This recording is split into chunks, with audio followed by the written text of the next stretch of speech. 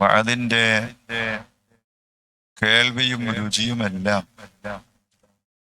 പല നിലക്കും നഷ്ടപ്പെട്ടുകൊണ്ടിരിക്കുമ്പോഴാണ് 868 ആണ്ട് നേർച്ചയുമായി അഹ്മദുൽ കബീർ റിഫായി റളിയല്ലാഹു അൻഹു കടന്നു വരുന്നത്. അഹ്മദുൽ കബീർ റിഫായി റളിയല്ലാഹു അൻഹുവിന്റെ ഉമ്മ അമ്മാമനായ അബൂ മൻസൂർ റളിയല്ലാഹു അൻഹുവിന്റെ മജ്ലിസിലേക്ക് വന്നപ്പോൾ അബൂ മൻസൂർ തങ്ങൾ എഴുന്നേറ്റ് നിന്നു. കാഴ്ചക്കാരൊക്കെ ചോദിച്ചു, എന്താണ് ഒരു ഗർഭിണിയായ പെണ്ണ് നിങ്ങളുടെ മരുമകൾ വന്നപ്പോൾ നിങ്ങൾ എന്താണ് എഴുന്നേറ്റ് നിൽക്കുന്നത്? അബൂ മൻസൂർ റളിയല്ലാഹു അൻഹു തങ്ങൾ പറഞ്ഞു, ഞാൻ ഗർഭിണിയായ പെണ്ണിന് വേണ്ടി എഴുന്നേറ്റ് നിന്നതല്ല. ആ ഗർഭസ്ഥ ശിശു ഒരു വലിയാണ്, ഒരു മഹാത്മാവാണ് എന്ന് എനിക്ക് മദീനത്ത് നിന്ന് മുൻപേ സന്തോഷ വാർത്ത ലഭിച്ചിട്ടുണ്ട്. അതുകൊണ്ടാണ് ഞാൻ എഴുന്നേറ്റ് നിന്നത് എന്ന് അവിടുത്തെ കാർന്നവരായ അബൂ മൻസൂർ തങ്ങൾ പറഞ്ഞത് കാണാം. അന മിൻ ഖബ്ല വജൂദി കുന്തു ഖുതുബൻ ഫീ നുത്ഫത്തിൽ ആബവായി. ആരാണ് ഖുതുബ്, ആരാണ് വലിയ, ആരാണ് മഹാത്മാവ് എന്നത് അല്ലാഹു സുബ്ഹാനഹു വ തആല അവരുടെ ജന്മത്തിന്റെയും മുമ്പ് വയറ്റിലേക്ക് വന്ന ബീജം അത് രക്തപിണ്ഡമായി മാംസപിണ്ഡമായി അത് എല്ലായി അതിനെ മാംസങ്ങൾ പൊതിഞ്ഞ് റൂഹ് ഊതുന്നതിന്റെ മുമ്പ് തന്നെ തീരുമാനിക്കും ഇവൻ ഷഖിയാണോ, നല്ലവനാണോ, മോശപ്പെട്ടവനാണോ, ഷഖിയാണോ സഈദാണോ എന്ന്. ഇവന്റെ ആയുസ് പൂർത്തിയെന്ന ഏതിൽ ലോഡ്ജി താമസിക്കും? നമ്മള് കോഴിക്കോട് എന്ന ഏതിൽ ലോഡ്ജ് താമസിക്കും? എനിക്ക് ലോഡ്ജ് ആവശ്യം, എന്റെ കൂട്ടുകാരുടെ വീടുണ്ട്, പറ്റും. ദുബായ് ചെന്നിറങ്ങിയാൽ നമ്മുടെ പാസ്പോർട്ട് നമ്മൾ ചോദിക്കും, എവിടെയാണ് അക്കോമഡേഷൻ? ഇവിടെ വന്നില്ലേ? അപ്പൊ എവിടെ താമസിക്കും, എങ്ങനെ താമസിക്കും, ഫുഡ് എവിടെ നിന്ന് കഴിക്കും, ഇതെല്ലാം അല്ലാഹു സുബ്ഹാനഹു വ തആല ഒരു മനുഷ്യന്റെ ജന്മത്തിന്റെ മുമ്പ് തന്നെ രേഖപ്പെടുത്താൻ വേണ്ടി മലക്കുകളെ നിയോഗിക്കും എന്ന് അഷ്റഫുൽ ഖൽഖ് മുഹമ്മദുർ റസൂലുള്ളാഹി സ്വല്ലല്ലാഹു അലൈഹി വസല്ലമ തങ്ങൾ ഇമാം ബുഖാരി റിപ്പോർട്ട് ചെയ്ത ഹദീസിൽ നമ്മെ പഠിപ്പിച്ചിട്ടുണ്ട്. ആ ഗണത്തിൽ പെട്ടതാണ് എല്ലാ മാലകളും മൗലിദുകളും അഹ്ലുസുന്നയുടെ അഖീദയാണ്. സുന്നത്ത് ജമാഅത്തിന്റെ അഖീദയാണ് എല്ലാ മാലയും മൗലിദും. അതിങ്ങനെ ആയത്തോതി ഹദീസോതി ചിലപ്പോൾ അത് ആലിമീങ്ങൾക്ക് മനസ്സിലാവും. അതേസമയം ഔലിയാക്കളുടെ മദ്ഹും മാലയും മൗലിദും സാധാരണക്കാരനും മനസ്സിലാവും. സാധാരണക്കാരെ പഠിപ്പിക്കുന്ന വിശ്വാസമാണ് യഥാർത്ഥത്തിൽ മാലകൾ.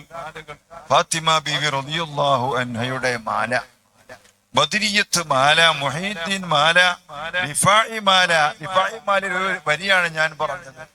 മകനോ മകളോന്ന് ചോദിച്ച നേരത്ത് മകനാണ് അഹ്മദുൽ കബീർ എന്ന് ചൊന്നോവർ. നമ്മുടെ പെണ്ണുങ്ങൾക്ക് അങ്ങനെ ഒരു സ്വഭാവമുണ്ട്.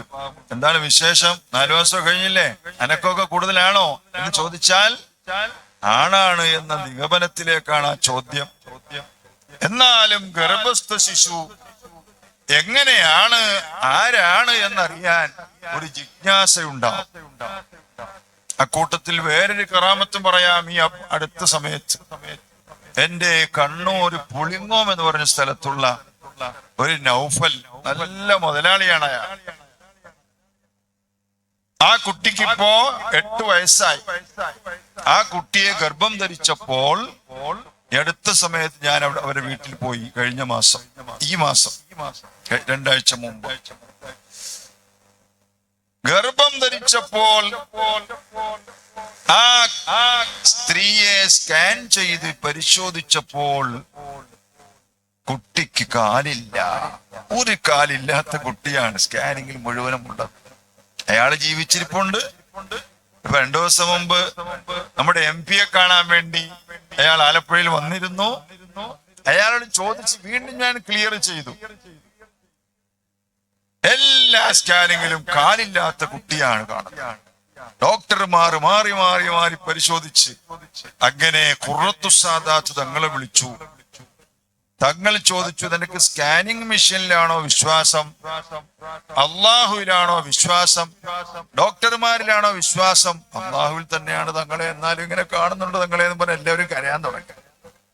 അങ്ങനെയല്ലേ കാശുള്ള ആൾക്കാർ സ്കാൻ ചെയ്യും, എല്ലാം ചെയ്യും. ആ തുരുമ്പ് പിടിച്ച മെഷീനാണെന്നുള്ള ഓർമ്മ അവർക്കുണ്ടാവില്ല. ആ മെഷീന്റെ തുരുമ്പനുസരിച്ചായിരിക്കും റിപ്പോർട്ട് വരുന്നത്. ചിലപ്പോ ഉപയോഗിക്കാതെ വെച്ച് തുരുമ്പിച്ചിട്ടുണ്ടാകും. പ്രസവിക്കുന്നതിന്റെ 4 ദിവസം മുമ്പ് സ്കാൻ ചെയ്തപ്പോഴും ഒരു കാലില്ലാത്ത, ഇടത്തെ കാലില്ലാത്ത കുട്ടിയാണെന്നാണ് കാണുന്നത്. വീണ്ടും തങ്ങളെ വിളിച്ചു. അപ്പോൾ സൂറത്ത് യാസീൻ ഓതി വെള്ളം കുടിക്കുന്ന കാര്യങ്ങളെല്ലാം ഭാര്യക്ക് ഭർത്താവിന്റെ മുമ്പിൽ നിന്ന് ഫോണിൽ ഖുറത്തു സാദാത്ത് തങ്ങൾ പറഞ്ഞു കൊടുത്തിട്ടുണ്ട്. 3 ദിവസം മുമ്പുള്ള സ്കാനിങ്ങിലും കാലില്ലാത്ത കുട്ടിയാണ് എന്ന് കണ്ട് വിഷമിച്ച് ഹോസ്പിറ്റലിൽ കൊണ്ടുപോയി പ്രസവിച്ചപ്പോ ഒരു കുഴപ്പമില്ലാത്ത കുട്ടി. കാലിന് കാലുണ്ട്, കയ്യിന് കൈയുണ്ട്. ഇന്ന് ഏറ്റവും കൂടുതൽ അവിടെ ഓട്ട മത്സരത്തിൽ സമ്മാനം ലഭിക്കുന്ന കുട്ടി ആ കുട്ടിയാ. 4ാം ക്ലാസ്സിൽ പഠിക്കുന്ന, 5ാം ക്ലാസ്സിലേക്ക് ജയിക്കാൻ പോകുന്ന കുട്ടി. അതിന്റെ ഫോട്ടോ വരെ എനിക്ക് അയാൾ ഇട്ടു തന്നു. അപ്പൊ നമ്മുടെ ആരുടെയും നിയന്ത്രണത്തിലല്ലാത്ത കാര്യങ്ങളാണത്. അതിൽപ്പെട്ട ഒരു കാര്യമാണ് ഗർഭസ്ഥ ശിശുവായ അഹ്മദുൽ കബീർ റിഫായി റളിയല്ലാഹു അൻഹു. ഗർഭത്തിൽ സംസാരിച്ചു, ഞാൻ ആൺകുട്ടിയാണെന്ന് പറഞ്ഞു. ഇതല്ലേ റിഫായി മാല? ഗർഭത്തിൽ കിടന്നുകൊണ്ട് പറഞ്ഞു, ഇതല്ലേ റിഫായി മാല? ഇങ്ങനത്തെ അന്ധവിശ്വാസങ്ങളല്ലേ ഇവിടെ പ്രചരിപ്പിക്കുന്നത് എന്ന് ചോദിച്ചാൽ അതിനൊക്കെ എന്ത് മറുപടി പറയാനാണ്? ഖുർആനും ഹദീസും അറിയാത്ത ആളുകൾ എന്ത് മറുപടി പറയാ? ഇപ്പൊ ബുഖാരിയിൽ വന്ന ഹദീസ്, നബി സല്ലല്ലാഹു അലൈഹി വസല്ലമ തങ്ങളുടെ സമക്ഷത്തിൽ നിന്ന് 2 സഹാബികൾ കൂരിരുട്ടിൽ വീട്ടിലേക്ക് പോകുമ്പോ 2 ആളുടെ കൂടെയും ഓരോ ടോർച്ച് പോലത്തെ ലൈറ്റ്. അവരുടെ കയ്യല്ല, കാലല്ല, ഒന്നുമല്ല, 2 ലൈറ്റ്. 2 സഹാബികളും വഴി പിരിഞ്ഞപ്പോൾ ഓരോരുത്തരും കൂടെ ആ ലൈറ്റ് അങ്ങ് പോയി. ഒരു വീട്ടിലെത്തുന്നത് വരെ. ഹദീസിലുള്ള അത്ഭുതങ്ങളാണ്. ഇതുപോലെ അഹ്മദുൽ കബീർ റിഫായി റളിയല്ലാഹു അൻഹു ഗർഭസ്ഥ ശിശുവായിരിക്കുമ്പോൾ സംസാരിക്കുമോ ഇല്ലേ?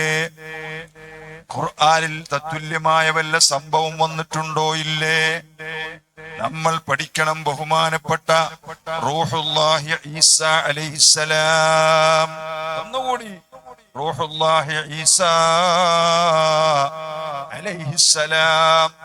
ജനങ്ങൾ അലൈഹിസ്സലാം പറയാത്ത എന്തുകൊണ്ടാ? റൂഹുല്ലാഹി ഈസാ എന്ന് പറയുന്നതുകൊണ്ടാ. പഴയ ആലിമീങ്ങൾ പറയുന്നത് പോലെ ബഹുമാനപ്പെട്ട റൂഹുല്ലാഹി ഈസാ എല്ലാവരും അലൈഹിസ്സലാം പറയും. പറയാൻ സമയമില്ല. മൊയ്ലക്കന്മാര്